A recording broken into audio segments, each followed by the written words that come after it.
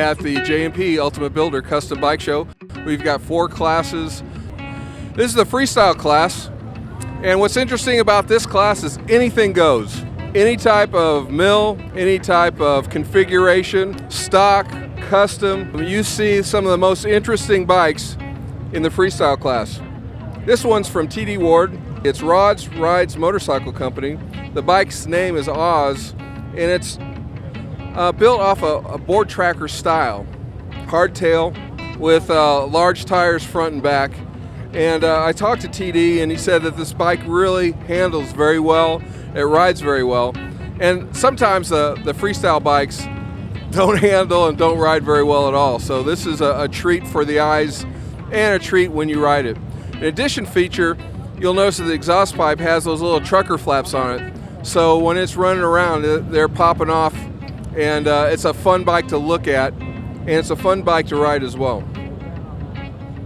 So this is the Freestyle class, and it's one of the examples of an award-winning bike. All right, we're moving over to the Retro Mod class, and this is an interesting class because it's anything over from 1984.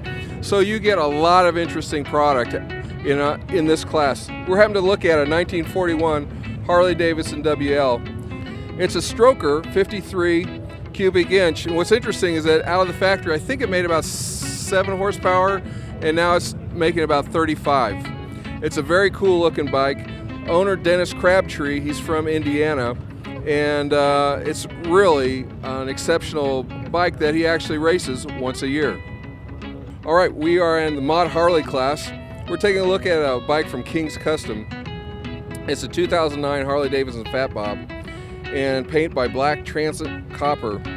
It's a Harley-Davidson with 103 cams, head, tuner, and the interesting thing about this bike is the exhaust. It's got a stinger at the back end, and King's Custom is designing these so that you can replace them. So you can buy one exhaust, and then over the years, 6 months, 8 months, you can start replacing the stinger to give it a different look.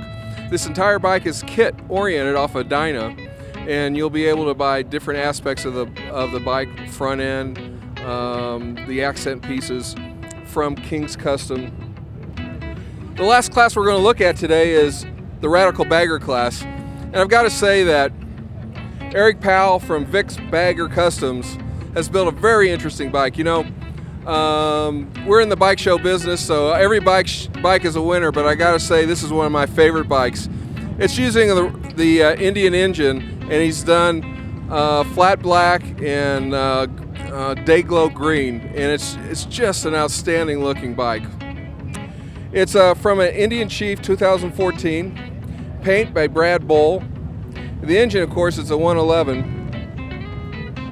And the modification, he's put in some high compression pistons. So not only does this bike look good, but it really sounds awesome.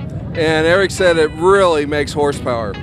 Of course, it's got the big wheel up front, 30-inch wheel, Orby machine front wheel.